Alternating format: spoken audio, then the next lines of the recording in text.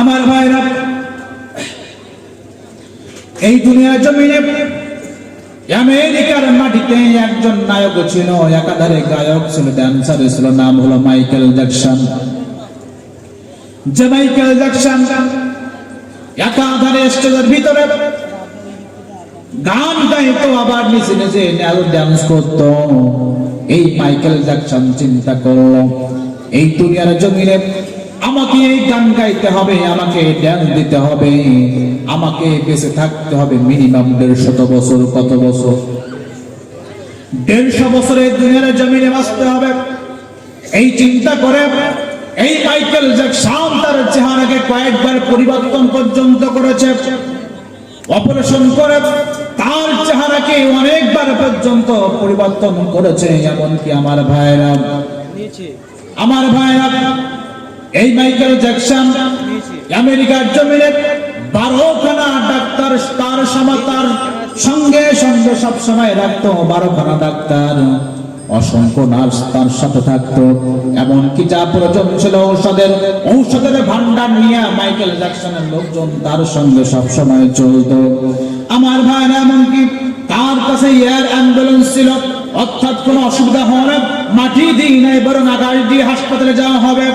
এমনকি এই Michael Jackson, এমনকি আমার ভাইরা যখন খাদ্য খাইতো, খাদ্য গ্রহণ যখন করতো, খাদ্য গ্রহণ করার আগে মাইকেল জ্যাকসনের খাদ্যখানা ল্যাবে টেস্ট করা হতো। এই খাদ্যের ভিতরে কোনো জ্যাম আছে কিনা, কোনো জীবাণু আছে কিনা, এইটা পরীক্ষা করার জন্য মাইকেল জ্যাকসনের নিজস্ব ল্যাব ছিল, যে ল্যাবের ভিতরে মাইকেল জ্যাকসনের খাবারটা পরীক্ষা করা হতো। এমনকি আমার ভাইরা, এই মাইকেল জ্যাকসন যে ঘরের ভিতরে ঘুমাতো, রাতের বেলায় যেই ঘরের ভিতরে মাইকেল জ্যাকসন ঘুমিয়ে যেত, এই ঘরের ভিতরে অটোমেটিক অক্সিজেন বেড ছিল। অর্থাৎ যদি তার অক্সিজেন ফেল হয়ে যায়, অক্সিজেন চলে যায়, অটোমেটিক তার নাকের ভিতরে, তার মুখের ভিতরে অক্সিজেন চলে যাবে।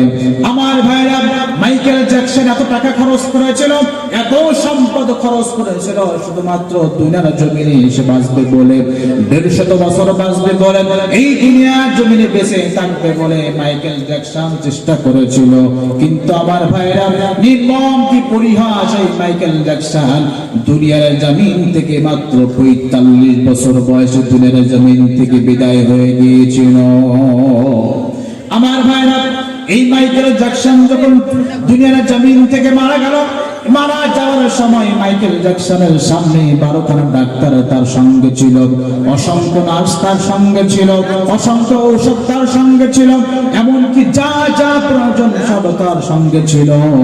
কিন্তু মৃত্যুর সময় যখন চলে আসলো, এই নার্স, এই ডাক্তার, এই ঔষধ মাইকেল জ্যাকসনকে 1 সেকেন্ড বাঁচাতে পারল না।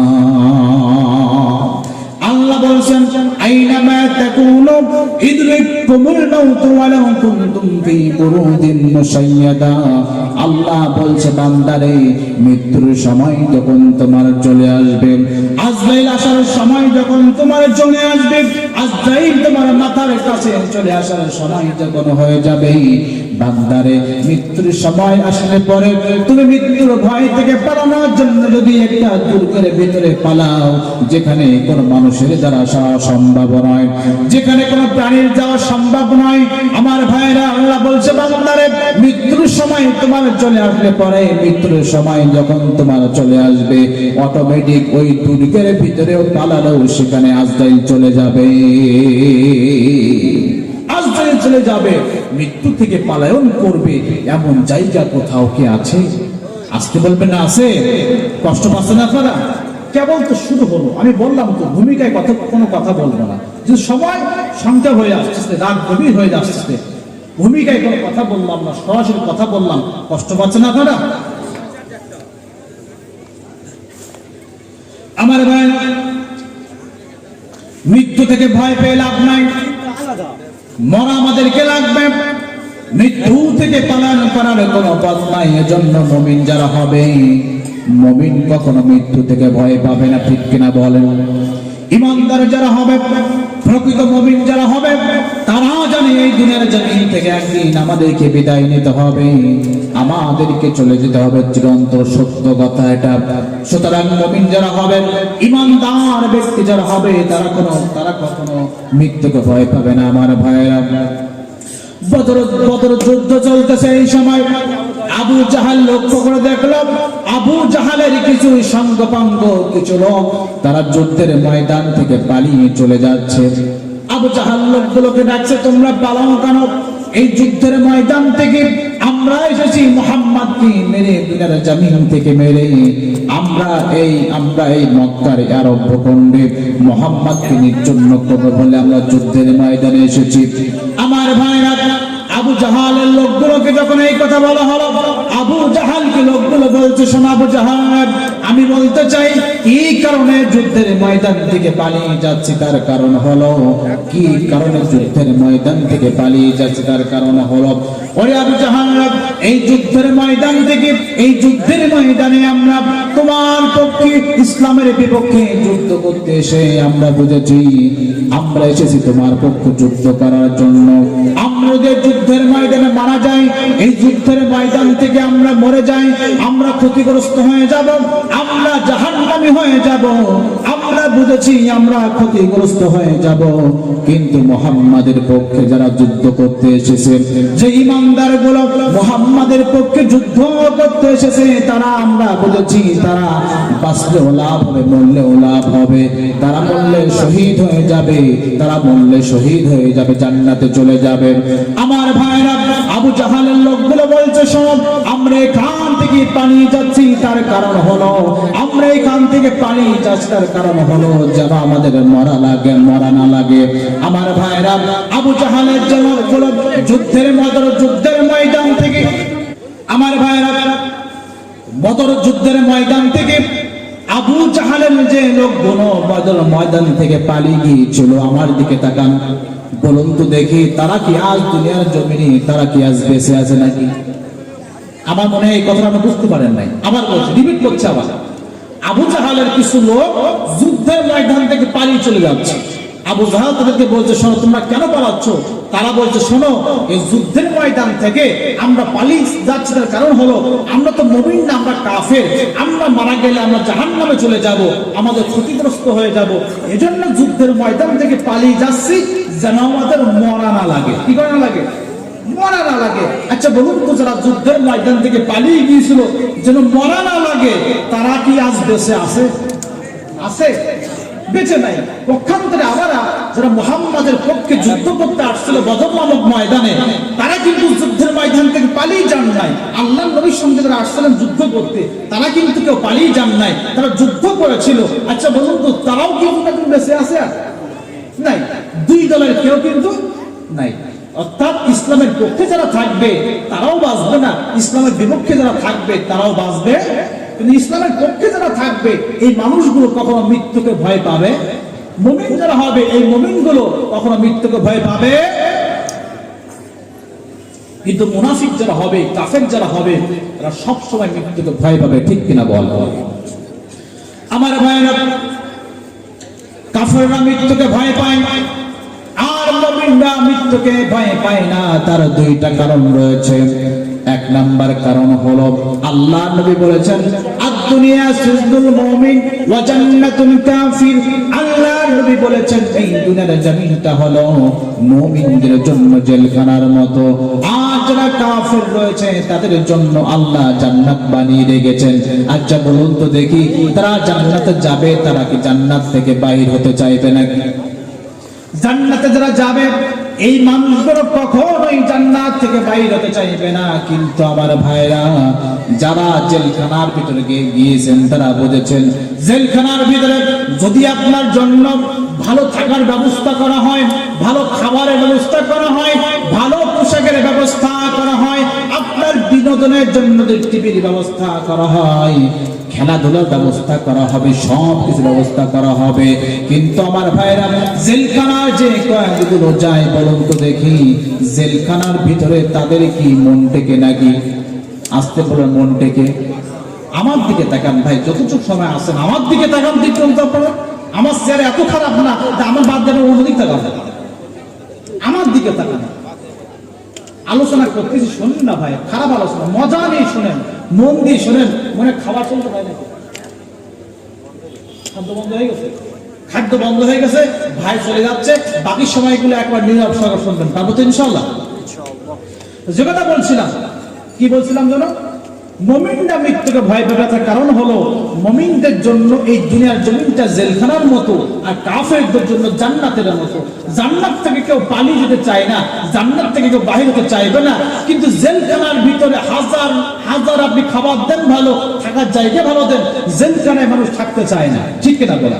কখন মন চাই বাহিরে যাব, মুক্ত বিহঙ্গনে উঠবো, খোলা জায়গায় চলবো, এটা মানুষের মন সবসময় থাকে, ঠিক কিনা বল? আমার ভাইয়েরা, কাফেরদের জন্য জান্নাত হলো এই দুনিয়ার জমিনটা।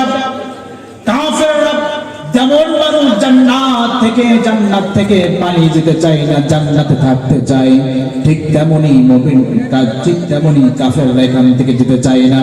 কিন্তু মুমিন যারা হবে, ঈমানদার যারা হবে, এই ঈমানদারের জন্য আল্লাহ রাব্বুল আলামিন এই দুনিয়ার জমিনটা জেলখানা বানিয়ে রেখেছেন। যেই দুনিয়া নামক জেলখানার ভিতরে মুমিনদের মন টেকে না। মুমিনরা চায় সব সময় তাদের ধ্যান থেকে, সব সময় তাদের চিন্তা চেতনা থাকে, কখন আমি মরে যাব, আমার রূহটা কবজ হয়ে যাবে, আর আমি আল্লাহর সাক্ষাতে চলে যাব। মুমিনরা মৃত্যুকে ভয় পায় না, তার 2 নম্বর কারণ হলো মুমিনরা জানেন এই মৃত্যু হলো একটা ব্রিজের মতো, একটা সেতুর মতো, একটা কালভার্টের মতো, যে কালভার্টের এই পাশে রয়েছে দুনিয়া, আর মৃত্যুটা, মৃত্যু নামক এই কালভার্টটা পার হয়ে ওই পারে গেলে ওই পারে রয়েছে আল্লাহর জান্নাত। মুমিনটা তো হাতির বাচ্চা, মুমিনটা হাতির বাচ্চা, মুমিনটা বাঁচলেও লাভ, মরলেও লাভ, বাঁচলেও লাভ। মুমিনরা মৃত্যু নিয়ে কখনো ভয় করে না। আমার ভাইরা, আল্লাহ নবী বলেছেন, কোন মুমিন যখন মৃত্যুর সময় চলে আসে, ঈমানদার ব্যক্তির যখন মৃত্যুর সময় চলে আসে, জান্নাত থেকে তারা পর্যন্ত একটা নূরের রাস্তা তৈরি করে দেওয়া হয়। জোরে বলি সুবহানাল্লাহ। জান্নাত থেকে ওই মুমিন ব্যক্তি মৃত্যুর সময় যে পতিত হয়েছেন, এই মুমিন ব্যক্তির মুখ পর্যন্ত জান্নাত থেকে তার পর্যন্ত একটা রাস্তা নির্মাণ করে দেওয়া হয়, নূরের রাস্তা। নবীজি বলেছেন, এই রাস্তার ভিতরে জান্নাতি সুন্দর সুন্দর ফেরেশতাগুলো তার জন্য জান্নাতি অসংখ্য নাজনিয়ামত নিয়ে দাঁড়িয়ে থাকে, জান্নাতি ফুল নিয়ে দাঁড়িয়ে থাকে, জান্নাতি নাজনিয়ামতগুলো তার জন্য নিয়ে রাস্তার 2 পাশে দাঁড়িয়ে থাকে। এমনকি আল্লাহ নবী বলেছেন, তার জন্য, ওই মুমিন বান্দার জন্য জান্নাত থেকে একটি জান্নাতি কাফনের কাপড় নিয়ে আসা হয়। আমার ভাইরা, আল্লাহ নবী বলেছেন, এই মুমিন বান্দা যখন ওই নূরের রাস্তার ফেরেশতাদের দিকে এক পলক তাকায়, এক পলক তাকানোর ফলে আল্লাহ নবী বলেছেন, এক নিমিষেই ওই মুমিন ব্যক্তি মৃত্যুর যন্ত্রণা ভুলে যায়। আল্লাহ নবী বলেছেন, এই মুমিন ব্যক্তির মৃত্যুর সময় যখন চলে আসে, মালাকুল মউত যখন চলে আসে, মালাকুল মউত ওই মৃত্যুর ব্যক্তির, ওই মুমিন ব্যক্তির মাথার সামনে যখন বসে যায়, মাথার কাছে বসে যাওয়ার পর আল্লাহ নবী বলেছেন, মালাকুল মউত বলে, হে প্রশান্তিময় আত্মা, হে মর্যাদাপূর্ণ আত্মা, তুমি বাহিরে চলে আসো। আল্লাহ নবী বলেছেন, মুমিনের মৃত্যুর সময় কেমন কষ্ট হবে সাহাবীরা তোমরা কি জানো নাকি? একজন মুমিন ব্যক্তির মৃত্যুর সময় তার কেমন কষ্ট হবে তুমি জানো নাকি? আল্লাহ নবী বলেছেন, সাহাবীরা শোনো। আমার ভাইরা, আল্লাহ নবী বলেছেন, একটা পাত্রের ভিতরে 1 গ্লাস পানি রয়েছে, এই পানিটা যদি উপর করে ফেলানো হয়, পানিগুলো সব পড়ে গেল, কিন্তু সব পড়লো না, কয়েক ফোঁটা পানি ওই পাত্রের গায়ে লেগে থাকে। নবীজি বলেছেন, এই গায়ে লেগে থাকা পানিগুলো আস্তে আস্তে টপ টপ করে নিচে পড়ে। নবীজি বলেছেন, এই গায়ে লাগা থাকা পানিগুলো সর্বশেষ ফোঁটাটা ওখানে থাকে, এই ফোঁটাটা আস্তে আস্তে এই গ্লাসের মুখে জমাটা বেঁধে তারপরে আস্তে তার জমিনে পড়ে যায়। নবীজি বলছেন, সাহাবীরা, এই গ্লাসের সর্বশেষ ফোঁটাটা যত আস্তে এই দুনিয়ার জমিনে পড়ে, তার চাইতে আরো আস্তে মুমিনের জানটা আল্লাহ কবজ করে নেয়। আমার ভাইরা, মুমিনের জানটা যখন কবজ হয়ে যায়, মুমিনের জানটা নিয়ে এই রূহটা নিয়ে ফেরেশতারা কাড়াকাড়ি শুরু করে দেয়। বলে এই হলো প্রশান্তিময় রূহ, ভালো ব্যক্তির রূহ, জান্নাতি রূহ, আমার কাছে দাও। ফেরেশতারা বলে আমার কাছে দাও, আর এক ফেরেশতা বলেন আমার কাছে দাও। এক পর্যায়ে আল্লাহর নবী বলেছেন কয়েকজন ফেরেশতা মিলে এই বান্দার রূহটা ওই যে জান্নাত থেকে কাফনের কাপড় আনা হয়েছিল, এই কাফনের কাপড় দ্বারা তার রূহটা পেঁচানো হয়। পেঁচানোর পরে আমার ভাইরা আল্লাহর নবী বলেছেন এই রূহটা নিয়ে এই ফেরেশতাগুলো এই মুমিন বান্দার রূহটা নিয়ে যখন আসমানের দিকে উঠতে থাকে, উপরের দিকে উঠতে থাকে, আল্লাহ নবী বলেছেন আসমানের দিকে ওঠার সময় তার নামে মিছিল করতে থাকে। আমাদের সমাজে মিছিল করতে হলে নেতা সামনে হাঁটে, তার কর্মীরা পিছনে চলে, চলতে চলতে নেতার নামে স্লোগান দেয়, কিন্তু খাও দেয় না, কিন্তু নেতাকে কিছু টাকা দিতে হয়, ঠিক না? কর্মীদের এক প্যাকেট বিরিয়ানি দেবা, কিছু খাবার দিবা, কর্মীরা তোমার স্লোগান দেবে, নতুবা স্লোগান দেবে না। কিন্তু আল্লাহ নবী বলেছেন মুমিনের যখন মৃত্যু হয়ে যাবে এই রূহটা নিয়ে দুনিয়ার কোনো বছর রাজনীতির ব্যক্তি নয়, আল্লাহর ফেরেশতারা এই মুমিনের জন্য স্লোগান দিতে আসমানে উঠতে থাকবে। সুবহানাল্লাহ। আমার ভাইরা আল্লাহর নবী বলেছেন এই রূহটা নিয়ে যখন প্রথম আসমান ভেদ করা হয়, দ্বিতীয় আসমান ভেদ করা হয়, তৃতীয় আসমান ভেদ করে সপ্তম আসমানে যখন চলে যাওয়া হয়, সপ্তম আসমানে যাওয়ার পরে আল্লাহ বলেন ফেরেশতারে এটা তোমার মুমিন বান্দার রূহ, এটাও তোমার ইমানদার বান্দার রূহ, এটা তো তোমরা রাখবা, ও রূহটা তোমরা সম্মানের সঙ্গে ইল্লিনে রাখো। যে ইল্লিনের ভিতরে ইমানদারদের রূহ থাকে, নবীদের রূহ থাকে, আলেম ওলামাদের রূহ থাকে, সাহাবীদের রূহ থাকে। আল্লাহ বলবেন করে ফেরেশতারা এই রূহটা তোমরা নিয়ে ওই ইল্লিনে রেখে দাও। পক্ষান্তরে আমার ভাইরা একজন কাফির যখন মৃত্যুর সময় চলে আসে, এই মৃত্যুর সময় চলে আসলে পরে আল্লাহ নবী বলেছেন জাহান্নাম থেকে তার পর্যন্ত একটা আগুনের রাস্তা তৈরি করে দেওয়া হয়। এই রাস্তার দুই পাশে জাহান্নামী কালো কালো চেহারা বিশিষ্ট ফেরেশতাগুলো তার জন্য জাহান্নামের অনেক শাস্তির উপর হুকুম নিয়ে দাঁড়িয়ে থাকে, জাহান্নামের গুর্জ নিয়ে দাঁড়িয়ে থাকে, জাহান্নামে অনেক শাস্তি তার জন্য নিয়ে দাঁড়িয়ে থাকে। এমনকি আল্লাহ নবী বলেছেন জাহান্নাম থেকে তার জন্য কাফনের কাপড় নিয়ে আসা হয়, কিন্তু কাফনের কাপড়টা অনেক সুন্দর কাফনের কাপড় নয়। নবীজি বলেছেন এই কাফনের কাপড়টা অনেক সুন্দর নয়, বরং আল্লাহ নবী বলেছেন এই কাপড়ের কাপড়টা হবে সুই দিয়ে তৈরি করা একটা কাপড় তার জন্য আনা হবে। আমার ভাইরা আল্লাহ নবী বলেছেন এই কাফের ব্যক্তি, মুনাফিক ব্যক্তি মৃত্যুর সময় যখন পতিত হয় আর এই জাহান্নামে ফেরেশতাগুলো তার সামনে দাঁড়িয়ে থাকে, এদিকে যখন এক পলক অবলোকন করে, নবীজি বলেছেন এক পলক যখন ওই ফেরেশতাদের চেহারার দিকে তাকায় তার মৃত্যুর যন্ত্রণা আরো বেড়ে যায়। তার রূহটা বাইর হতে চায় কিন্তু রূহ বাইর হয় না, কারণ আল্লাহ রাব্বুল আলামিন যেহেতু কাফের বান্দা রূহ, মুনাফিকের রূহ, এই রূহটা তো অনেক কষ্ট দিয়ে তাকে কবজ করা হবে। আল্লাহ নবী বলেছেন সাহাবীরা কাফেরের মৃত্যুর সময় তার জানটা তার রূহটা কত কষ্ট দিয়ে কবজ করা হবে তোমরা কি জানো? তার রূহটা কত কষ্ট দিয়ে কবজ করা হবে তোমরা কি জানো? আল্লাহ নবী বলছেন সাহাবীরা একটা বস্তা তুলা, এক বস্তার তুলা ঢুকানো রয়েছে, এই বস্তার ভিতরে যদি তোমরা একটা লোহার চিরুনি ঢুকিয়ে দিয়ে দাও, লোহার চিরুনি যখন ঢুকিয়ে দেওয়া হবে এই লোহার চিরুনি বাহির করার সময় যতই না ওই বস্তার ভিতরে তুলাগুলো ছিঁড়ে ছিঁড়ে বাহিরে চলে আসবে, আল্লাহ নবী বলেছেন তার চাইতে অধিক অনেক কষ্ট দিয়া আল্লাহ এই কাফিরের মৃত্যুটা সংগঠিত করে। জোরে বলে নাউজুবিল্লাহ। কাফের যে হবে এই কাফেরের মৃত্যু আল্লাহ অনেক কষ্ট দিয়ে করবেন। জোরে বলে নাউজুবিল্লাহ। এজন্য আমার ভাইরা আমাদেরকে মুমিন হওয়ার দরকার। আসতে বলবেন না, আসে না?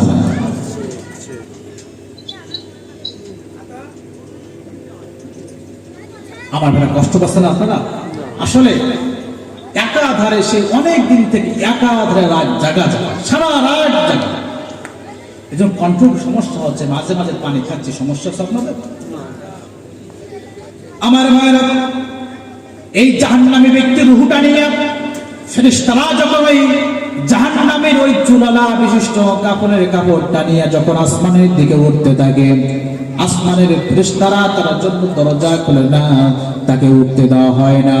এবার আসমানের ফেরেশতারা বলে এটা তো পাপী বান্দার রূহ, এই রূহ তো কখনো আসমানে উঠতে পারে না, এই রূহটা তো কখনো আসমানে উঠতে পারবে না, এই রূহটা উপরে উঠতে পারবে না, এটা তো তোমরা ওই জমিনে নিক্ষেপ করে দাও। আল্লাহ নবী বলেছেন ফেরেশতারা ওই প্রথম আসমান থেকে এমন জোরে পাপী ব্যক্তির রূহটা জমিনে নিক্ষেপ করবে, সরে মারবে। এই সত্য জমিনের নিচে রয়েছে, সত্য জমিনে রয়েছে সিজ্জিন, সিজ্জিনে যেখানে কাফেরদের রূহ রয়েছে, আল্লাহ নবী বলেছেন এমন জোরে ওই প্রথম আসমান থেকে নিক্ষেপ করবে, এক নিক্ষেপে এক জোরে নিক্ষেপ করবে, সত্য জমিন ভেদ করে তার ওই রূহটা ওই সিজ্জিনে চলে যাবে। আহা, কাফের হলে কি হবে? কাফেরের রূহটা থাকবে জাহান্নামের ভিতরে আর মুমিনদের থাকবে জান্নাতে। সুবহানাল্লাহ। এই তো দুনিয়া। এই তো আমি যখন মাহফিলে যখন জলসা যখন বাহির হব, বাহির হওয়ার কিছুক্ষণ আগে আমার দেশ থেকে আমার এক বন্ধু, তিনিও আসছেন জলসা করার জন্য। আজকে জলসা ছিল, আগামীকালও জলসা ছিল। জোহরের নামাজ আমরা একসঙ্গে আদায় করলাম এক জায়গায় দাঁড়িয়ে। নামাজ আদায় করে যখন আমরা উপরে গেলাম, যখন রুমে গেলাম, কিছুক্ষণ পরে ভেসে আসলো মোবাইলের মাধ্যমে যে তার বাবাটা দুনিয়ার জমিনে নাই। আসলো 20 মিনিট পর, বর্ডার পার হয়ে আসলো 20 মিনিট পর তার বাবা দুনিয়ায় নেই। একটু আগে শুনলাম মারা গেছে 1:30টার পরে, অর্থাৎ আপনাদের সময় 1টার সময়। আপনার কবর হয়েছে আজকে রাত 8:30টার সময়।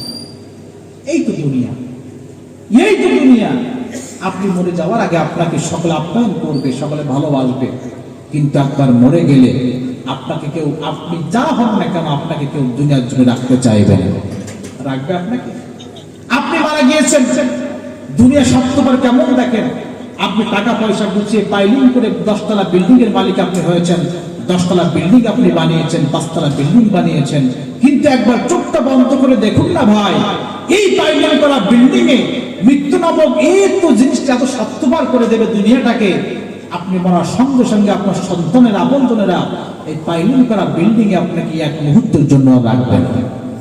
রাখবে? রাখবে না। এটাই তো দুনিয়া। আপনি মারা গেছেন যে ঘরের ভিতরে, আপনার আপনজন, আপনার স্ত্রীও বলবে হায় রে, একে আর ঘরে বেশিক্ষণ রাখো না, রাখলে পরে এই ঘরের ভিতরে আমি একা একা থাকতে পারবো না। এমনও দেখেছি তাকে শেষ গোসল করানো হবে, বলা হয় শোনো, শেষ গোসলটা তোমরা আমাদের বাড়ির সামনে করো না, বরং এক পাশে যে করে, যাতে মানুষের নজর না যায়। নজর গেলে পরে আমাদের ভয় লাগতে পারে রাতের বেলা। এই তো দুনিয়া। এমনকি কবর এমন একটা জায়গায় দেওয়া হবে যেখানে মানুষের সহজে নজর পর্যন্ত যাবে না। এই তো আপনার আমার কয়েক ঘন্টার দুনিয়া। আপনি চোখটা বন্ধ করলে কয়েক ঘন্টা পরে আপনার অস্তিত্ব এই দুনিয়ার জমিনে আর থাকবে না।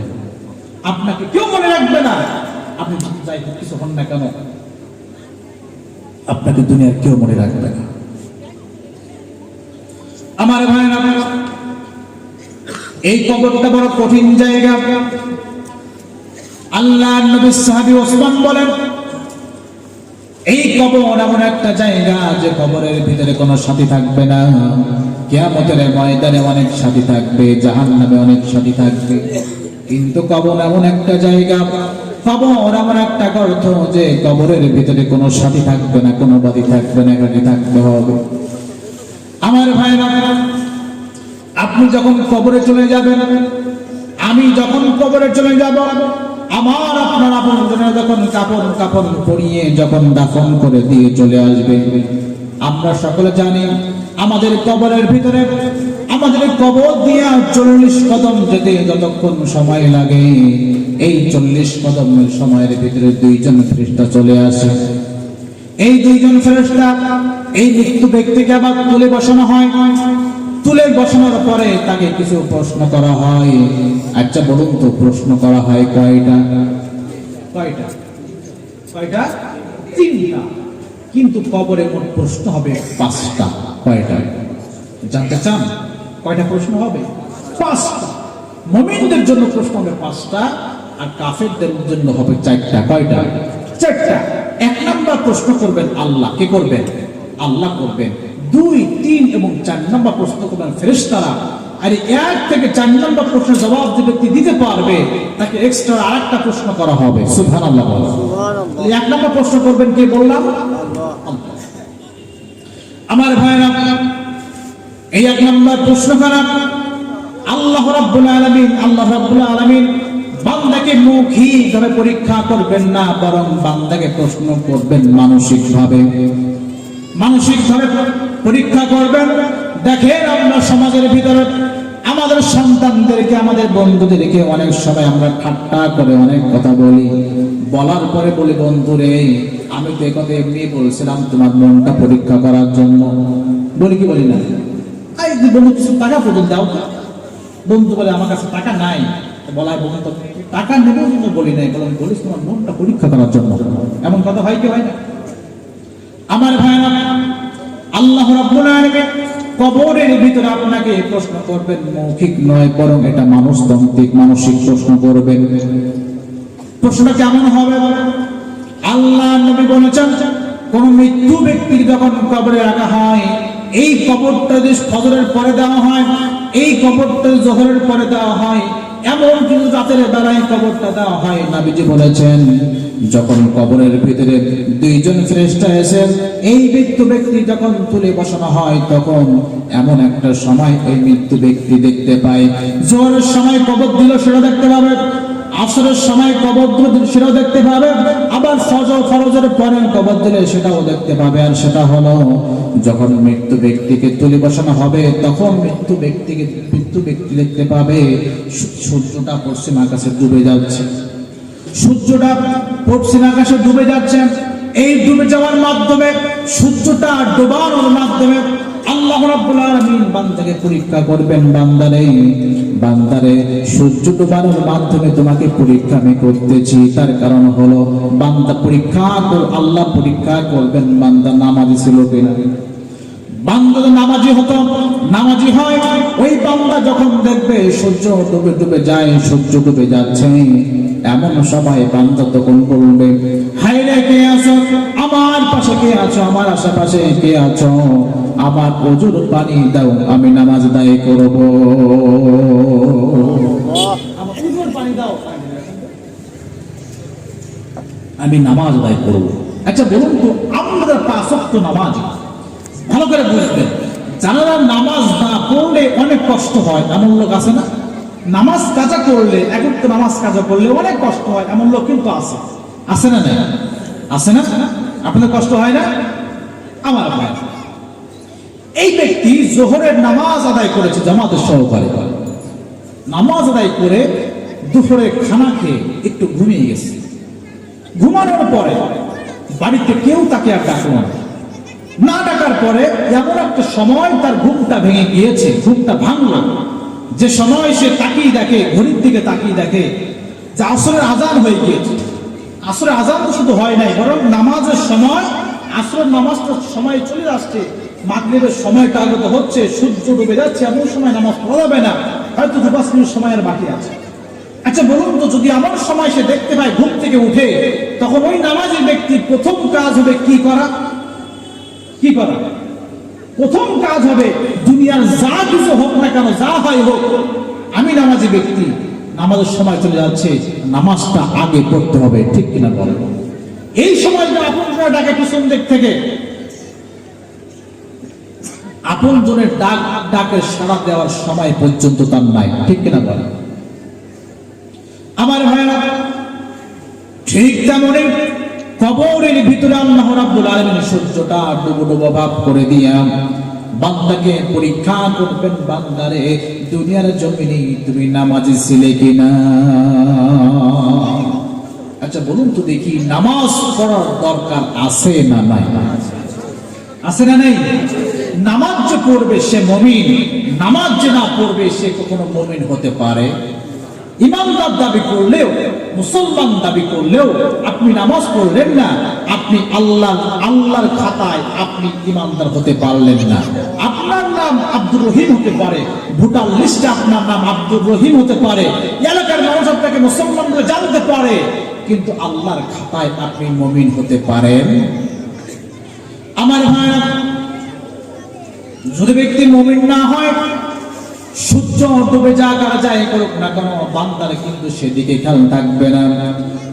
এবার ফেরেশতারা বলবে বান্দারে এখানে নামাজের প্রয়োজন নাই, এখানে নামাজ পড়ার কোনো প্রয়োজন নাই। তার কারণটা হলো এটা হলো কবর জগৎ, কবরের জগতে নামাজ লাগে না। সুবহানাল্লাহ বলেন। আমার ভাইরা, এবার ফেরেশতারা 2 নম্বর প্রশ্ন করবে, মান রাব্বুক, বলো তোমার রবকে, তোমার রবকে, তোমার রবকে, তোমার রবকে, এটা তুমি বলো। আমার ভাইরা, আমরা জানি আমাদের রবকে, আসতে বলবেন না আমাদের রবকে, কে? আমরা কিন্তু জানি আমাদের রব, কিন্তু কিয়ামত কবরের ভিতরে যখন বলা হবে তোমার রবকে, এত সহজ নয় যে মুখস্থ করলাম আর বললাম, এত সহজ আপনি চাইলেও বলতে পারবেন না, ঠিক কিনা বলেন? বলতে পারবেন তখনই যখন আপনি এই রবকে রব হিসেবে গ্রহণ করবেন, ঠিক কিনা বলেন? আচ্ছা বলুন তো, আমাদের রিজিকের মালিক কে? আমাদেরকে খাদ্য দেন কে? আল্লাহ দেন। কিন্তু আল্লাহর পরে আমাদের ভরসা বেশি না কম? ভরসা বেশি না কম? আল্লাহর পরে ভরসা বেশি বলতেছেন, কিন্তু বাস্তবতার সঙ্গে সময় পাইলে আরো অনেক বলতে পারতাম। বাস্তবতার সঙ্গে আমাদের এই কথা কোনো মিল নাই, ঠিক কিনা বলেন? আল্লাহর প্রতি আমরা বলি যে ভরসা আমরা করি, কিন্তু এই কথা শুধু মুখে মুখে, কাজে আল্লাহকে আমরা ভরসা করতে পারি না। আমার বাড়ি খাদ্য নাই, আমার বাড়ি টাকা নাই, পয়সা নাই, দুনিয়া মানুষকে জানালে পারে সে অবজ্ঞা করবে, অবহেলা করবে, কিন্তু যিনি হলেন সব কিছুর মালিক, সে রব, সে রবকে আপনি বলবেন, গোপনে বলবেন, সে রব আপনাকে দেবে। কিন্তু এই রবটা আপনার কাছে খাবার নাই, খাদ্য নাই, এটা অন্যের কাছে বলবে না, ঠিক কিনা বলে? আমার বাড়ি খাবার নাই, আমি ভাইকে বলি আমার বাড়ি খাবার নাই, ভাই আমাকে খাবার দেবে, এই মানুষকে বলবে হাবিবুরের বাসায় খাবার নাই, গরিব মানুষ, কাজ করে না, বলবে কি বলবে? কিন্তু আল্লাহকে বলবো, আল্লাহ ব্যবস্থা করে দেবে। কিন্তু আমার ভাইরা, আল্লাহ বললে হবে, নিজে একটু চেষ্টা করার দরকার আছে না?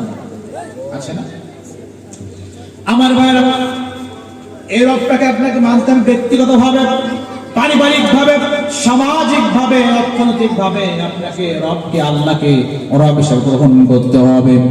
আপনি এগুলো করলে পরে কবরের ভিতরে আপনার রব হলেন আল্লাহ, এই কথার জবাব আপনি দিতে পারবেন, নতুবা আপনি আপনার রব আল্লাহ আপনি বলতে পারবেন না। আমার ভাইরা, 2 নম্বর প্রশ্ন করা হবে, তোমার জীবন ব্যবস্থা কি, তোমার দিন ব্যবস্থা কি, তোমার জীবন ব্যবস্থা কি ছিল? আমরা জানি আমাদের জীবন ব্যবস্থার নাম হলো ইসলাম। আমার ভাইরা, এটা আপনি তখন বলতে পারবেন যখন আপনি ইসলামটাকে পুরোপুরি মানবেন, ঠিক কিনা বলেন? ইসলামটাকে আংশিক মানবেন আর আংশিক ছেড়ে দিবেন, এইভাবে চললে পরে আপনি বলতে পারবেন না আমার জীবন ব্যবস্থা হলো ইসলাম।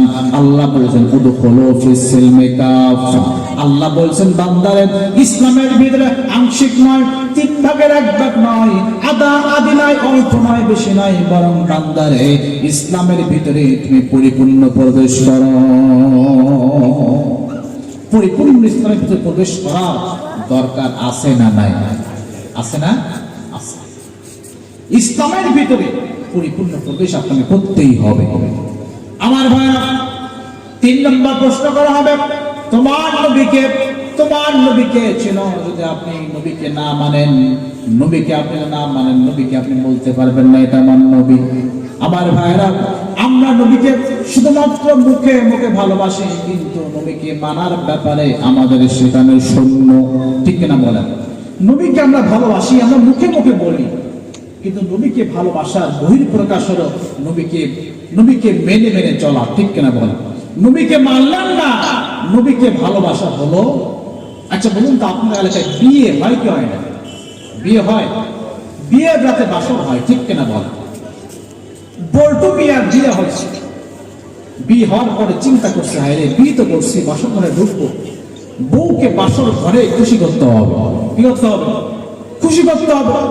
এই চিন্তা করে বল্টু মিয়া হাতে নিছে একটা তাসবিহ। বলেন কি নিছে? তাসবিহ আপনারা চিনেন? তাসবিহ নিছে একটা হাতে নিয়ে ঢুকছে বাসর ঘরে।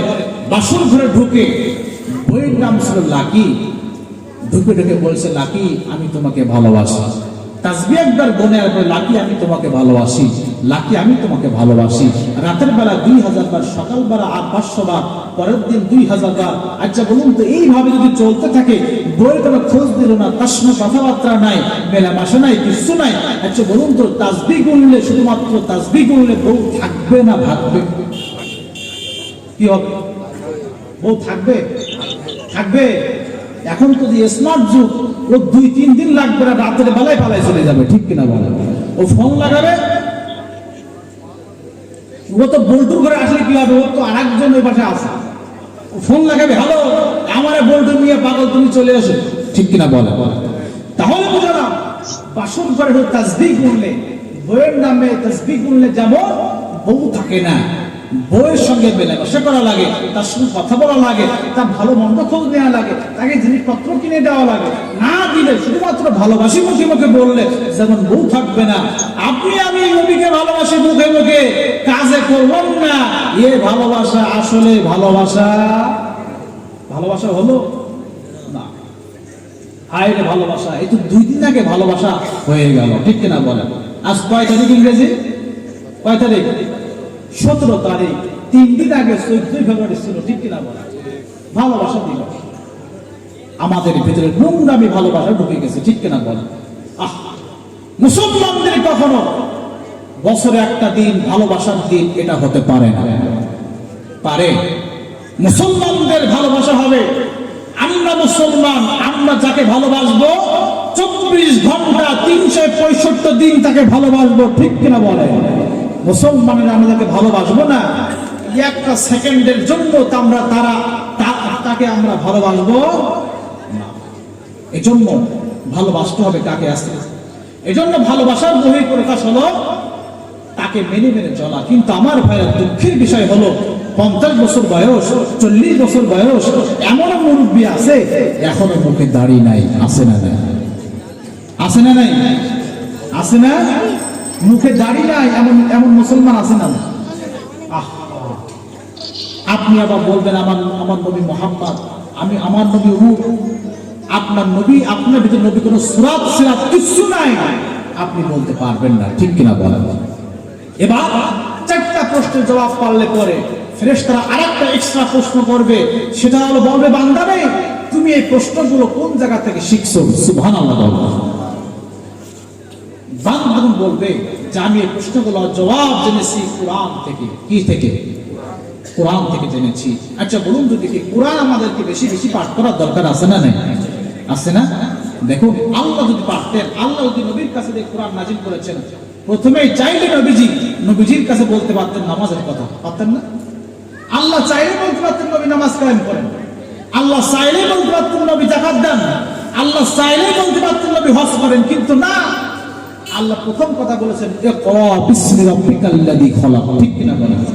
আল্লাহ বলেছেন কোরআন নবী পড়ুন বিসমি রাব্বিকাল্লাযী খলাক, যারা আপনাকে সৃষ্টি করেছেন সেই রবের নামে পড়ুন, সুবহানাল্লাহ বলেন।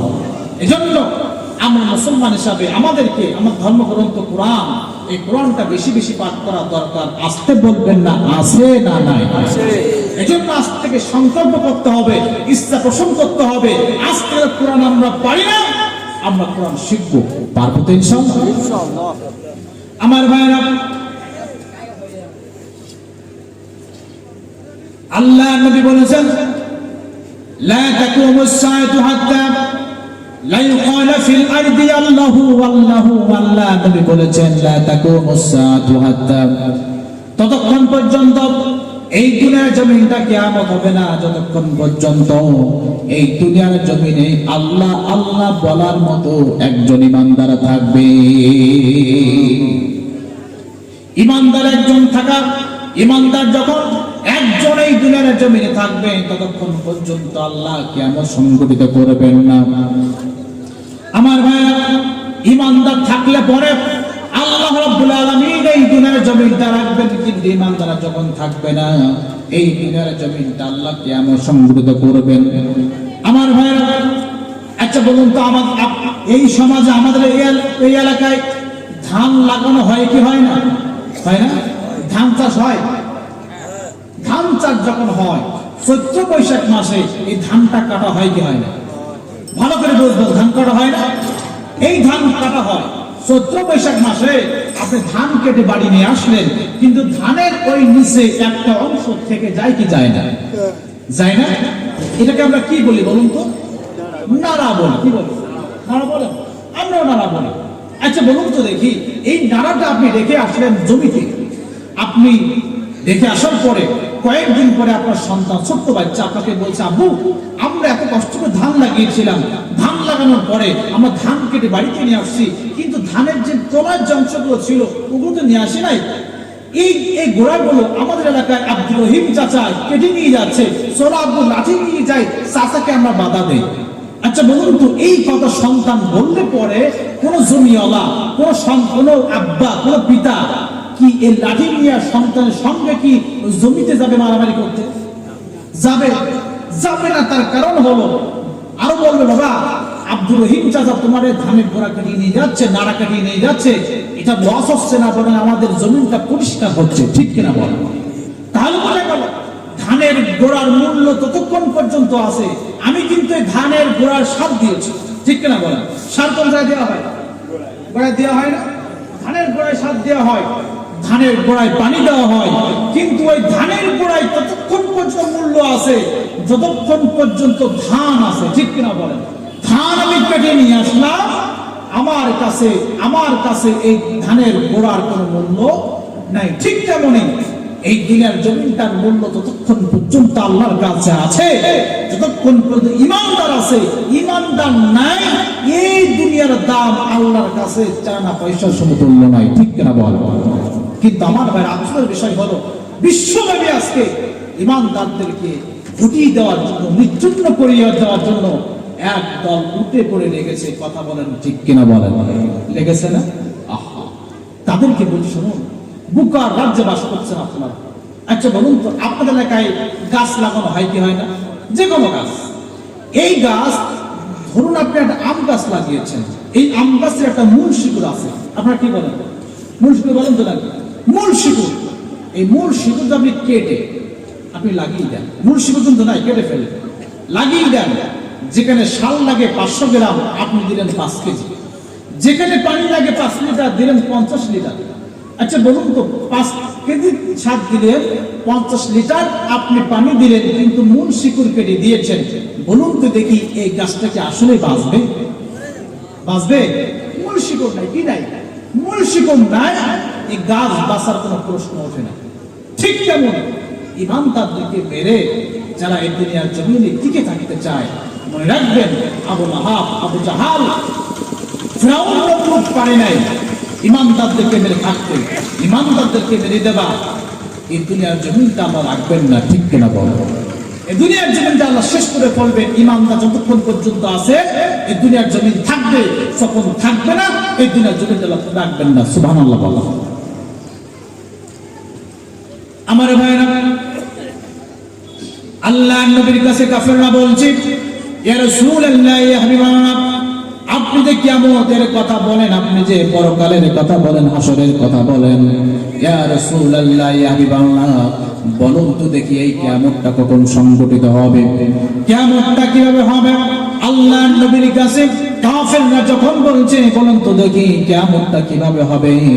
আল্লাহ রাব্বুল আলামিন নবীকে জানিয়েছেন, নবীজি আপনি কাফেরদেরকে জানিয়ে দিয়ে দেন, ইযা যুলজিলাতিল আরদু জিলজালাহা, এই দুনিয়ার জমিনটা তখন কিয়ামত সংঘটিত হবে, যখন দুনিয়ার জমিনটা কেঁপে কেঁপে উঠবে। আমার ভাইরা, এই দুনিয়ার জমিনটা ভূমিকম্প হবে তখন। এই দুনিয়ার জমিনটা যখন ভূমিকম্প শুরু হয়ে যাবে, কিয়ামতের সর্বশেষ আলামত হলো এই দুনিয়ার জমিনটা বিরাট ভূমিকম্প হবে। আল্লাহ নবী বলেছেন, ইসরাফিল আলাইহিস সালামকে আল্লাহ রাব্বুল আলামিন তৈরি করে তার কাছে সিংহা একটা দিয়ে দিয়েছেন। এই সিংহা দিয়ে তিনি 3 খানা ফুৎকার দিবেন। 1 নাম্বার ফুৎকারের জন্য তখন তিনি দিবেন, আল্লাহ রাব্বুল আলামিন বলেছেন, 1 নাম্বার ফুৎকার যখন দিবেন, আল্লাহ বলেছেন, ইদাস সামাউ ফাতারাত ওয়া ইদাল কাওয়াকিবু ইনতাসারাত ওয়া ইদাল বিহারু ফুজ্জিরাত। আল্লাহ বলেছেন, নবীজি, ইদাস সামাউ ফাতারাত, আসমানটা ভেঙে পড়বে, ওয়াইজাল কাওয়াকিব ইনতাসারাত, এই যে চন্দ্রগুলো আছে, সূর্যগুলো আছে, তারকাগুলো আছে, সবকিছু বিক্ষিপ্ত হয়ে যাবে। ওয়াইজাল বিহারু ফুজ্জিরাত, সমুদ্রগুলো তার তলদেশ থেকে সবকিছু বাহির করে দিবে। আমার ভাইরা, এক নম্বর ফুৎকার যখন দেবে ভালো করে বুঝবেন, আকাশটা ভেঙে পড়বে, আকাশের চন্দ্রগুলো তারকাগুলো বিক্ষিপ্ত হয়ে যাবে, আর সমুদ্রগুলো সবকিছু উৎপন্ন করে দেবে। আমার ভাইরা, আমরা সহজ ভাবে শুনলাম, কিন্তু আমার ভাইরা একটু চিন্তার জগতে ঢুকে যান। আপনি ঘরের ভিতরে শুয়ে আছেন, আপনার ছাদের নিচে শুয়ে আছেন, রাতের বেলায় যদি এই সাতটা যদি ভেঙে আপনার বুকের পরে একটা বার কি চিন্তা করে দেখেছেন, আপনি কি আর বেঁচে থাকবেন? থাকবেন? বাড়ির ছাদ ভেঙে পড়লে আপনার কাছে সম্ভাবনা কিন্তু নাই, ঠিক কিনা বলেন? সামান্য একটা ছাদ ভেঙে পড়লো, আপনি বাঁচলেন না, কিন্তু বিশাল আসমান আল্লাহ বানিয়েছেন, এটা ভেঙে পড়বে। আমার ভাইরা, মনে কি একটু ভয় হয় না? আহ, কত বড় আসমান ভেঙে পড়বে। আমার ভাইরা, এই আসমানটা কত বড়, এটা বুঝতে হলে আপনাকে জানতে হবে সূর্য কেমন বড়। বিজ্ঞানীরা বলেছে, এই যে সূর্যখানে আমরা দেখি প্লেটের মতো, একটি প্লেটের মতো, গামলার মতো আমরা সূর্যটাকে দেখি, কিন্তু বিজ্ঞানীরা বলেছেন এই সূর্যখানা প্লেটের মতো নয়, সূর্যখানা গামলার মতো নয়, বরং সূর্যখানা হলো এই পৃথিবী থেকে 13 লক্ষ গুণ বড়। কত গুণ বড়? পৃথিবী থেকে এই সূর্যখানা 13 লক্ষ গুণ বড় বানিয়েছেন কে? ভালো করে বুঝবেন, এই সূর্য তুলনায় আমরা কতটুকু? আমার ভাইরা, এই সূর্যটা পৃথিবীর সবচেয়ে বড় গ্রহ তা নয়। বিজ্ঞানীরা গবেষণা করে দেখেছে, এই সূর্যের পরে পৃথিবীর সবচেয়ে গাছের গ্রহটির নাম হলো প্রক্সিমা সেন্ট্রাই। যে সূর্য পৃথিবী থেকে 4 লক্ষ গুণ বড়, বিজ্ঞানীরা গবেষণা করে দেখেছে প্রক্সিমা সেন্ট্রাই হলো এই সূর্য থেকে 33 গুণ বড়। কত বড়? প্রক্সিমা সেন্ট্রাই নামে এক তারকা আছে, যেটা সূর্য থেকে 33 গুণ বড়। সুবহানাল্লাহ বললেন না? এরপরে আছে ইটা ক্যারিনা, যে সূর্য পৃথিবী থেকে 4 লক্ষ গুণ বড়। বিজ্ঞানীরা বলেছে এই ইটা ক্যারিনা হলো এই সূর্য থেকে 100 গুণ বড়। কত গুণ বড়? এরপরে আছে ব্যাটেল জিউস। বিজ্ঞানীরা বলেছে এই ব্যাটেল জিউস, যে সূর্য থেকে, যে পৃথিবী সূর্য থেকে 4 লক্ষ গুণ বড়। আমার ভাইরা, এই সূর্য থেকে ব্যাটেল জিউস 33 কোটি গুণ বড়। আল্লাহু আকবার বললেন না? সূর্য কত গুণ বড়? 33 কোটি গুণ। বিজ্ঞানীরা বলেছে এইরকম দানবীয় তারকা আল্লাহ রাব্বুল আলামিন আসমানে সেট করেছেন 200 থেকে 400 বিলিয়ন। আল্লাহু আকবার বলেন। কিন্তু আসমানে কত তারকা আছেন এটা জানেন তিনি কে? কে জানেন? আমার ভাইরা, আল্লাহ নবী বলেছেন সাহাবীরা, এই যে মহাশূন্য তোমরা দেখতে পাও, এই মহাশূন্যের ভিতরে কত তারকা আছে তোমরা কি জানো? নবীজি বলেছেন সাহাবীরা, মনে করো সমুদ্রের বালুকণার, মহাসমুদ্রের পাশে যে বালু, এই বালুগুলো গুনে গুনে তোমরা শেষ করতে পারবা, কিন্তু আসমানে কত আল্লাহ তারকা রেখেছেন এটা তোমরা গুনে শেষ করতে পারবে না। অসংখ্য তারকা আল্লাহ দিয়েছেন, বিশাল বিশাল তারকা দিয়েছেন। এরপরে আছে গ্যালাক্সি, যে সূর্য পৃথিবী থেকে 13 লক্ষ গুণ বড়, যে তারকা এই সূর্য থেকে 33 কোটি গুণ বড়। বিজ্ঞানী গবেষণা করে দেখেছে একটা গ্যালাক্সির ভিতরে মিনিমাম কমসে কম এই গ্যালাক্সির ভিতরে এইরকম তারকা 10,000-এর বেশি রয়েছে। আল্লাহু আকবার বলেন। এই গ্যালাক্সি রয়েছে অসংখ্য আসমানে, অগণিত রয়েছে আসমান। আমার ভাইরা, এবার আছে ব্ল্যাক হোল।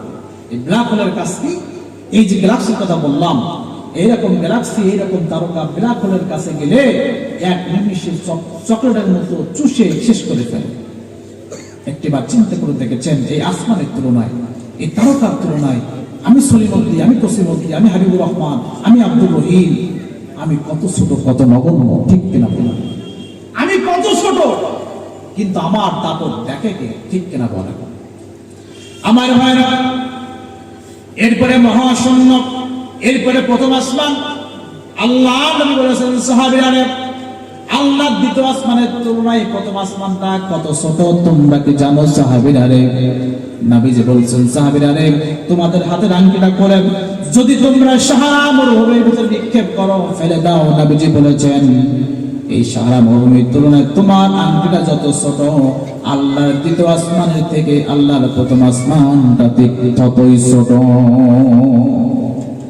একটা মরুভূমি আছে সাহারা মরুভূমি, এই সাহারা মরুভূমির তুলনায় একটা হাতের আংটি যত ছোট নবীজি বলেছেন আল্লাহ দ্বিতীয় আসমানের তুলনায় এই আংটির মতো প্রথম আসমানটা ঠিক ততই ছোট। আল্লাহু আকবার বলেন।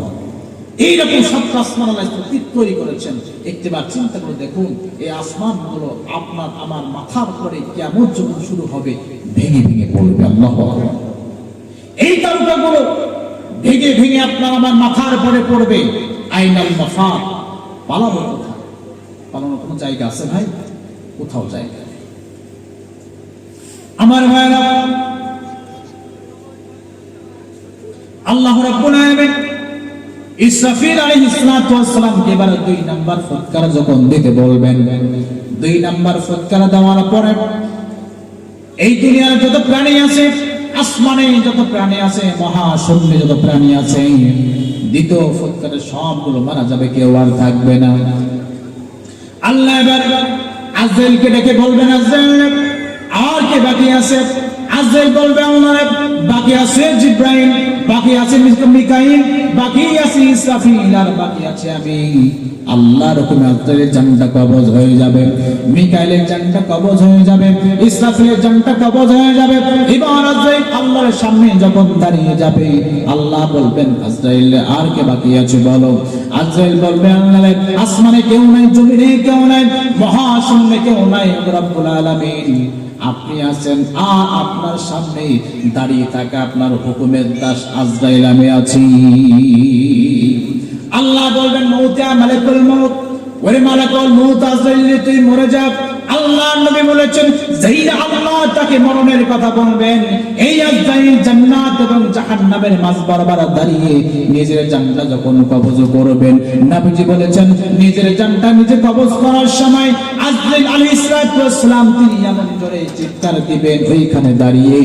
নবীজি বলেছেন এই চিৎকারখানা যদি ইসরাফিল আলাইহিস সালামের সিংহায় ফুৎকার দেওয়ার আগে আজরাইল এই চিৎকারখানা তিনি দিতেন, ইসরাফিলের সিংহার প্রয়োজন হতো না।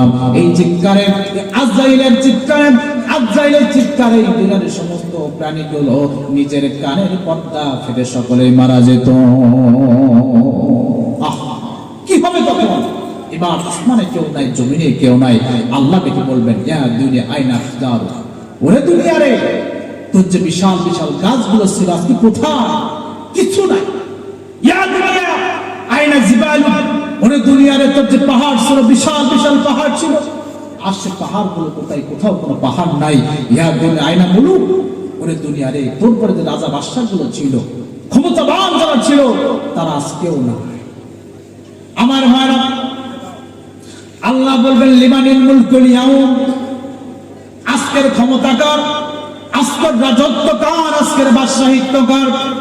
আসমানে কোনো জবাব নাই, জমিনে কোনো জবাব নাই, কোথাও কোনো জবাব নাই। কারণটা হলো জবাব দিবে এমন তো কোনো মানুষ, এমন তো কোনো ফেরেশতা, এমন তো কোনো জিন নাই।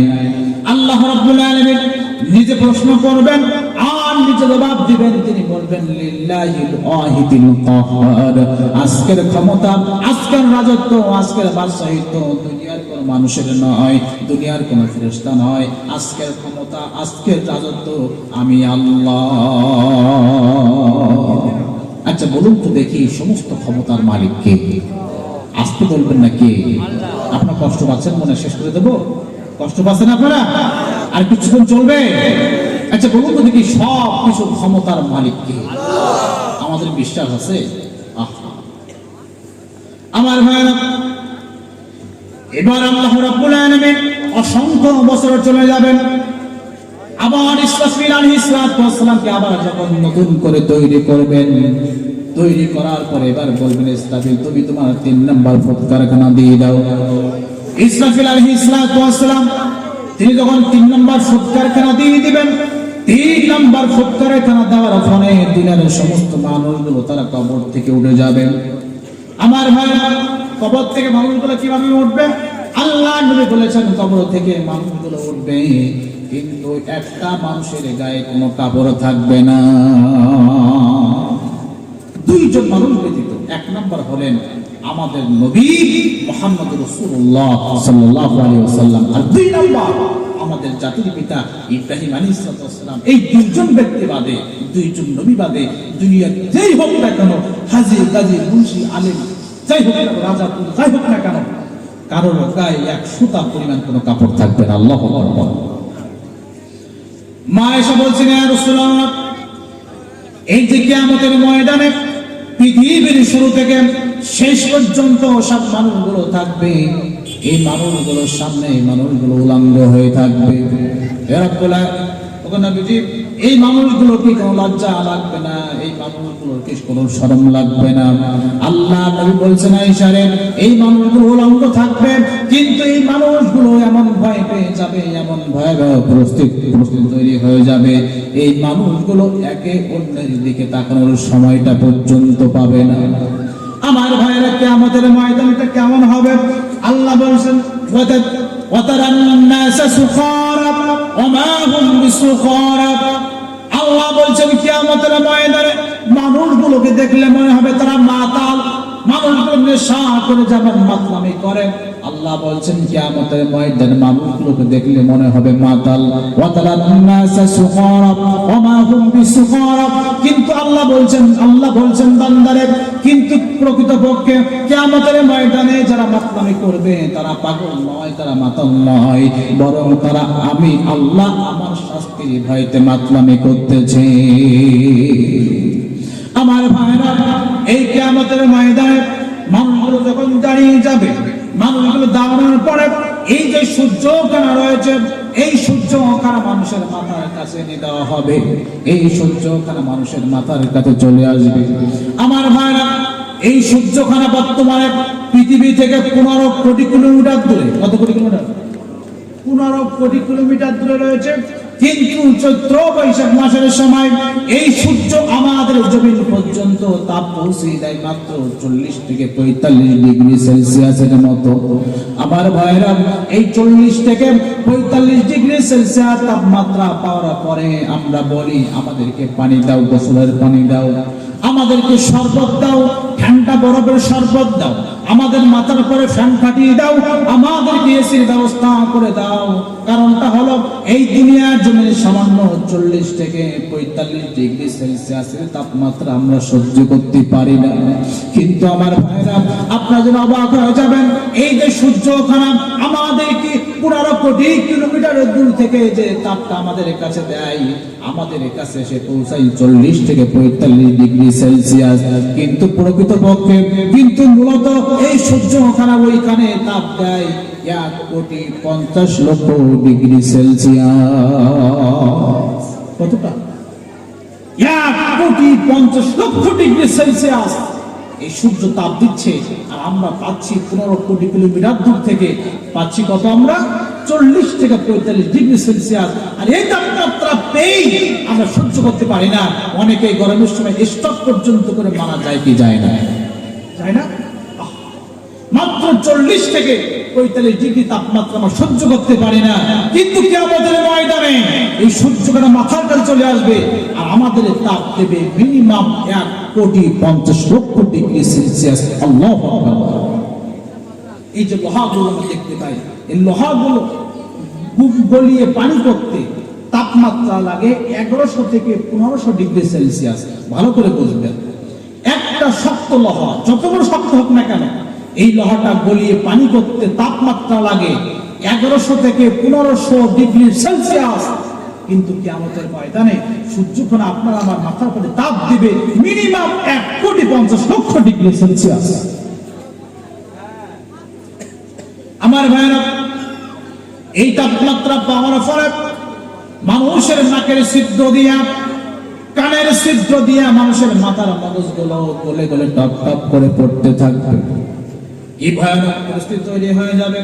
আমার ভাইরা, এই দুনিয়ার জমিনে যারা আমরা আছি আপনজন, কিন্তু কিয়ামতের ময়দানে আমরা কেউ কাউকে পরিচয় পর্যন্ত দেব না। সেই দিন আপনি টাকা পয়সা দিয়ে, আপনি টাকা পয়সা রোজগার করছেন অন্যায় নাই না ভেবে, মানুষকে করে মেরে মানুষকে ধোঁকা দিয়ে মানুষকে ঠকিয়ে আপনি অন্যায় ভাবে সম্পদের পাহাড় করে আপনি রেগে যাচ্ছেন। কিন্তু আমার ভাইরা, কিয়ামতের ময়দানে আপনার আপনজন পর্যন্ত আপনার পরিচয় কিন্তু সেদিন দিবে না। আল্লাহ বলছেন, ইয়াউমা ইয়াফিরুল মার'উ মিন আখিহি ওয়া উম্মিহি ওয়া আবিহি ওয়া সাহিবাতিহি ওয়া বানি। আল্লাহ বলছে, বান্দারে, কিয়ামতের ময়দানটা এমন হয়ে যাবে, কিয়ামতের ময়দানে মানুষ তার আপন ভাই থেকে পলায়ন করে যাবে। যে মা তার সন্তানকে ছাড়া একটি রাত কাটতে পারে না, যে মা সন্তানকে ছাড়া একটি দিন অতিবাহিত করতে পারে না, যে মা তার সন্তানকে ছাড়া এক মুহূর্ত কাটাতে পারে না। কিন্তু আমার ভাইরা, কিয়ামতের ময়দান যখন শুরু হয়ে যাবে, কিয়ামতের ভয়াবহ যখন শুরু হয়ে যাবে, আল্লাহ বলছেন, বান্দারে, এই কিয়ামতের ময়দানে তোমার ভাই তোমাকে ছেড়ে পালিয়ে চলে যাবে, তোমার সেই মা আপনজন তোমাকে ছেড়ে পালিয়ে চলে যাবে, তোমার বাবা তোমাকে ছেড়ে পালিয়ে চলে যাবে, তোমার সন্তান যার জন্য তুমি ন্যায় অন্যায় না ভেবে সম্পদের পাহাড় করে রেখেছ, কিন্তু বান্দারে মনে রাখো, এই সন্তান কিন্তু তোমাকে ফেলে চলে যাবে, তোমার স্ত্রী তোমার স্বামী তোমাকে রেখে পালিয়ে যাবে, কেউ কাউকে কিন্তু সেদিন পরিচয় পর্যন্ত দেবে না। আমার ভাইরা, এই আয়াতে কারিমাটা আগে পড়তাম, 2020 সালের আগে পড়তাম, আর এখন পড়ি, অনুভূতি দুই রকম। আগে পড়তাম, মানতাম যে আল্লাহ বলেছেন যে কিয়ামতের ময়দানে মানুষ একে অন্যকে ভুলে যাবে, কিন্তু আমার ভাইরা বুঝতাম না মানুষ কিভাবে ভুলবে, এত আপনজন মানুষ ভুলবে কি করে। কিন্তু যখন করোনা চলে আসলো, এই আয়াতের বাস্তবতা আমরা বুঝে গেলাম। সামান্য করোনার ভয়তে, করোনা তার ভয়তে আমার আপনজনের হয়েছে, আমার ভাই হয়েছে, আমার ভাই মারা গিয়েছে, ভাই তাকে হাসপাতালে আনতে পর্যন্ত যায় নাই। এমন নজির আসতে বলবেন না, আছে না? আছে না? আছে। এমন নজির আছে, বাপ মারা গিয়েছে, সন্তান বাপকে ওই হাসপাতাল থেকে আনতে পর্যন্ত যায় না। সামান্য করোনা, যে করোনা আজকে নাই, কিন্তু 1 বছরের ভিতরে সেই কোণে এত তাণ্ডব চালিয়েছে যে মানুষ একে অন্য থেকে পৃথক হয়ে গিয়েছে।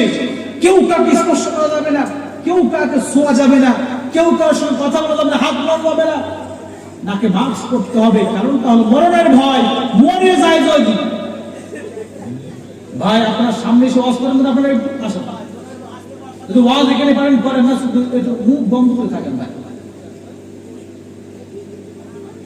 আপনাদের আওয়াজ আমার আওয়াজ তো বেশি হয়ে যাচ্ছে, শ্রোতারা আমার চাইতে আপনার দিকে তাকাচ্ছে বেশি। যে কথা বলছিলাম, তাহলে সামান্য করোনা যদি আমাদেরকে পৃথক করে দেয়, এই যে ভয়াবহতার কথা বললাম, কিয়ামতের ভয়াবহতা আপনাকে আমাকে সেদিন পিতা থেকে, আপনাকে আমাকে মাতা থেকে, ভাই থেকে আলাদা করে দিবে না মনে করছেন? অবশ্যই আপনার সন্তান আপনাকে পরিচয় পর্যন্ত দেবেন। আমার ভাইরা, মানুষগুলো সব দাঁড়িয়ে যাবে না। নবীজি বলছেন, কিয়ামতের ময়দানে মানুষগুলো দামের স্টাইল হবে এরকম, মানুষগুলোর পা পাকা থাকবে, মধ্যখানে ড্রেন থাকবে, মানুষের পা থাকবে এরকম ফাঁকা, মধ্যখানে থাকবে ড্রেন। মানুষগুলো এমন ভাবে দাঁড়াবে, মানুষগুলো চাইলেই তাদের পাকে এক জায়গায় করতে পারবে না। অনেকে এখানে অনেক সময় বসে আছেন, বসে কষ্ট হয়ে যাচ্ছে, অনেকে হেঁটে হেঁটে আবার বসতেছেন, ঠিক কিনা বলেন? কারণটা হলো বসতে কষ্ট হচ্ছে। আমি অনেক সময় 2 ঘন্টা বসবো এখানে, 2 ঘন্টা পর আমার একটু বসতে কষ্ট হবে, ঠিক কিনা বলেন? কিন্তু কিয়ামতের ময়দানে এমন জায়গা আপনাকে আমাকে দাঁড় করিয়ে দেওয়া হবে, যেখানে আপনি চাইলেই পা দোকানে এক জায়গায় করে আপনি দাঁড়াতে পারবেন না। আমার ভাইরা, কিয়ামতের ময়দানে মানুষগুলোকে এমন ভাবে মানুষগুলোর পরে এমন ভাবে সূর্যখানা চলে আসবে, মানুষের জিহ্বাখানা যখন জমিনে পড়ে যাবে, জিহ্বাখানা বাজার মতো হয়ে যাবে, মানুষগুলো সহ্য করতে না পারে আল্লাহর নবীকে খোঁজা শুরু করবে। আল্লাহর নবীকে পাওয়ার পরে আল্লাহর নবী যখন সুপারিশ করবেন, আল্লাহ রাব্বুল আলামিন বিচার কার্য শুরু করে দিবেন। আল্লাহ রাব্বুল আলামিন কিয়ামতের ময়দানে বিচার কার্য শুরু করে দিবেন। আল্লাহ বলবেন, আমতাযুল ইয়াওমা আইয়ুহাল মুজরিমুন, ওরে মুজরিম যারা, পাপী যারা, তোমরা আলাদা হয়ে যাও, পৃথক হয়ে যাও, দুনিয়ার জন্য তোমরা যারা পাপ করেছো তোমরা আলাদা হয়ে যাও, পৃথক হয়ে যাও। আল্লাহ যখন বলবেন কিয়ামতের ময়দানে তোমরা আলাদা হয়ে যাও, পৃথক হয়ে যাও, আল্লাহ বলার পরেও কিন্তু মানুষ পৃথক হবে না। যদি আমি এখন এখানে বলি যে ঈশান নামাজ কে কে পড়েন নাই হাত তোলেন, একজন বলুন তো যে ব্যক্তি পড়ে নাই ওকে হাত তুলবে? তুলবে না। তার কারণ হলো ও যদি তুলে তা আমরা সকলে তাকাবো, হায় এই বেটা নামাজ পড়ে, ঠিক কিনা বলেন? অবজ্ঞার চোখে তাকে আমরা তার দিকে আমরা চেয়ে থাকি, অবহেলার চোখে তাকে দেখবো। কিয়ামতের ময়দানে পৃথিবীর শুরু থেকে শেষ পর্যন্ত মানুষ থাকবে। এই মানুষের সামনে আল্লাহ বলবেন মুসলিম যারা পাপী যারা তোমরা আলাদা হয়ে যাও। আলাদা হতে চাইবে না, কিন্তু আল্লাহ অটোমেটিক আলাদা করে দেবে। আল্লাহ বিচার কার্য শুরু করে দিবেন। এই বিচার কার্য শুরু হবে কিয়ামতের ময়দানে 4 ভাগে ভাগ হয়ে। কয় ভাগে বললাম? 4 ভাগে। কিয়ামতের ময়দানে এমন এক শ্রেণী থাকবে যাদেরকে আল্লাহ রাব্বুল আলামিন বিনা হিসাবে জান্নাত দিয়ে দিবেন। সুবহানাল্লাহ বলেন। এক শ্রেণী থাকবে যাদেরকে আল্লাহ বিনা হিসাবে দিবেন। 2 নম্বর হলো আরেক শ্রেণী থাকবে যাদেরকে আল্লাহ রাব্বুল আলামিন বিনা হিসাবে জাহান্নাম দিয়ে দিবেন। 3 নম্বর শ্রেণী তারা যাদেরকে আল্লাহ রাব্বুল আলামিন হিসাব নেবেন, কিন্তু হিসাবটা কঠিন, সহজ হবে। হিসাব দিয়ে আল্লাহ জান্নাত চলে যাবে। সুবহানাল্লাহ বলেন। 4 নম্বর শ্রেণী থাকবে তারা যাদের হিসাব হবে, হিসাবটা কঠিন হবে। এই হিসাব দিয়ে আল্লাহ জান্নাতে যাওয়া সম্ভব হবে। এই 4 শ্রেণী বর্ণনা দিয়ে আজকে আমরা বিদায় নেব ইনশাআল্লাহ। বলেন 1 নম্বর শ্রেণী,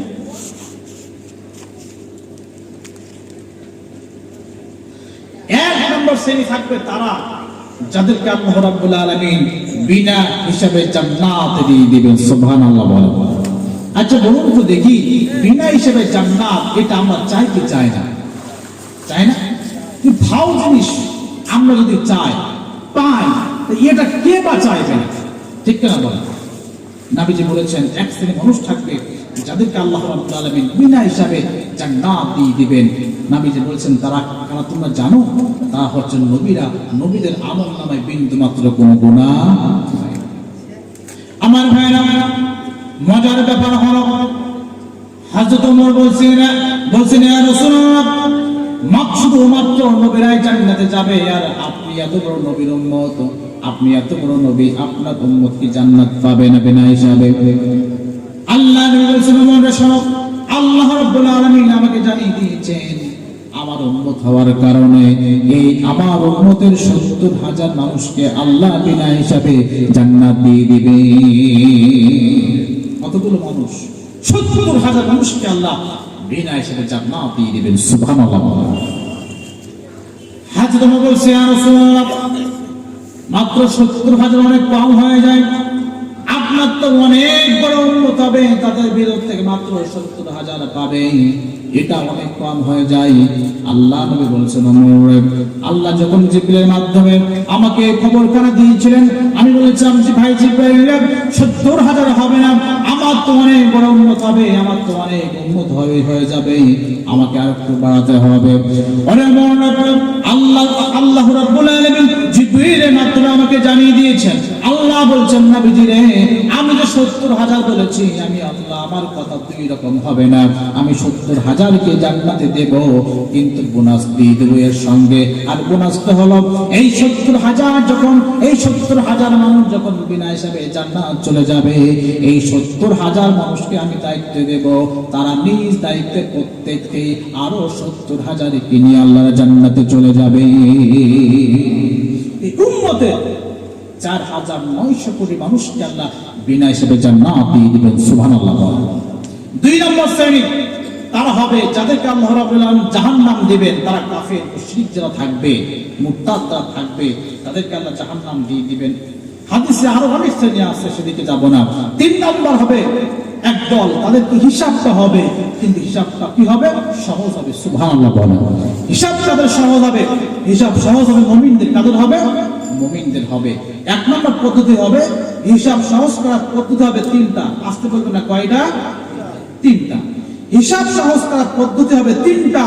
1 নম্বর পদ্ধতি হলো একটি দল থাকবে, একটি গোষ্ঠী থাকবে, তার আমল আমলনামা পরিমাপ যখন করা হবে তখন দেখা যাবে ভালো আমলটা বেশি হয়েছে আর খারাপ আমলটা কম হয়েছে। সুবহানাল্লাহ বলেন। ফেরেশতারা বলবে আল্লাহরে এর তো ভালো আমলটা বেশি হয়েছে, একে জান্নাত দিয়ে দেই। আল্লাহ বললেন ফেরেশতারা রে এই জান্নাত আমি দেব, কিন্তু এর আমলনামায় কোনো গুনাহ থাকা পর্যন্ত আমি জান্নাত দেব না। সুবহানাল্লাহ বলবেন। আল্লাহ বললেন ফেরেশতারা তোমাদের যে পাখা আছে এই পাখা দিয়া আমার এই বান্দার খারাপ আমলগুলো তোমরা ঢেকে রেখে দাও। যখন ঢেকে রেখে দেওয়া হবে তখন ঢেকে রাখা হবে, কিছুক্ষণ পর তোলা যখন হবে তখন দেখা যাবে বান্দার খারাপ আমলনামার পাত্রে আর কোনো গুনাহ নাই। সুবহানাল্লাহ বলেন। 2 নম্বর শ্রেণী দেখা যাবে, পরিমাপ করে দেখা যাবে তাদের আমলনামাটা সমান হয়ে গিয়েছে। কি হয়েছে? সমান হয়েছে। সমান হওয়ার পরে ফেরেশতা বলবে আল্লাহরে একে তাহলে জান্নাত এবং জাহান্নামের মাঝ বরাবর রেখে দে। আল্লাহ বলবেন না ফেরেশতারা, একে আমি ইমানদার ব্যক্তি জান্নাতে দেব। তবে শোনো ফেরেশতারা, আমার বান্দা কি দুনিয়ার জমিনে গোসল করে না বলছে হ্যাঁ করেছিল, উযু করে না বলছে হ্যাঁ করেছিল, তায়াম্মুম করে না বলে করেছিল, আমার এই বান্দা কি পেশাব পায়খানা করে ডেলা করে ব্যবহার করে না বলছে হ্যাঁ করেছিল। আল্লাহ বলেন ফেরেশতারে আমার বান্দার ফরজ গোসলের পানি, আমার বান্দার উযুর পানি, আমার বান্দার তায়াম্মুমের মাটি আর আমার বান্দার ডেলা গুলো তোমরা আমার বান্দার ভালো আমলনামায় দিয়ে দাও। যখনই ভালো আমলনামায় দিয়ে দেওয়া হবে তখন দেখা যাবে বান্দার আমলনামাটা ভারী হয়েছে। সুবহানাল্লাহ। আরেকটা দল থাকবে যাদেরকে আল্লাহ দেখবেন হিসাবের পরে ভালো আমলটা একটু কম হয়েছে, খারাপ আমলটা বেশি হয়েছে। ফেরেশতা বলবে আল্লাহ রে একে কি করবো, জাহান্নামে দিয়ে দেই। আল্লাহ বলবেন না রে বান্দা, না রে ফেরেশতারা, একে জাহান্নামে দেওয়া যাবে না। কারণটা হলো এ হলো আমার দলের লোক, ইমানদার ছিল। সুবহানাল্লাহ। আমার ভাইরা, আল্লাহ বলেন ফেরেশতারে তোমরা যেটা করবা সেটা হলো এই যে কিয়ামতের আকাশে মেঘমালা রয়েছে, এই মেঘগুলো একখণ্ড মেঘ নিয়া তোমরা কি করবা, বান্দার ভালো আমলনামায় দিয়ে দাও। বান্দার ভালো আমলনামায় যখন একখণ্ড মেঘমালা নিয়ে যখন দেওয়া হবে কিয়ামতের ময়দানে তখন দেখা যাবে বান্দার ভালো আমলনামাটা ভারী হয়েছে। সুবহানাল্লাহ। আচ্ছা, এই মেঘমালার ভিতরে কি আছে আপনারা জানতে চান? জানতে চান না আপনারা? কৌতূহল নাই যে আল্লাহ এই আসমান থেকে মেঘমালাগুলো এই যে ভালো আমলে দিল আর ভালো আমলটা ভারী হয়ে গেল, এটা কেন হলো? ফেরেশতারা প্রশ্ন করছে আল্লাহ রে এটা কেন হলো? আচ্ছা বলুন তো, এটি হয়েছে একটা আমলের জন্য। আমি যদি এই আমলের কথাটা বলি আজ থেকে কি আমলটা পালন করা যাবে ইনশাআল্লাহ? করবেন তো ইনশাআল্লাহ? যে আমলখানা করলে পরে হিসাবের সময় তার আমল কম হয়ে গেলে আল্লাহ রাব্বুল আলামিন এই আমলনামাখানা এই যে আসমানের যে মেঘমালা আছে মেঘমালাগুলো দিবেন, গোপন আমল কিছু আছে সেগুলো আল্লাহ দিবেন, দেওয়ার পরে তার আমলনামা ভারী হয়ে যাবে। আচ্ছা বলুন তো, এই সময় বিপদে পড়লে আমাদের আমলনামা ভারী হোক আমরা চাই কি চাই না? হাত তুলে দেখান, চাই কি চাই না? যারা চান তারা হাত তুলে দেখান, আর যারা চান না তাদের হাত তোলা কোনো প্রয়োজন নাই। আপনাকে চান আমলনামা ভারী হোক? চান? যে ভারী হবে যে কাজ করলে পারবেন সে কাজ করতে ইনশাআল্লাহ। আপনাদেরকে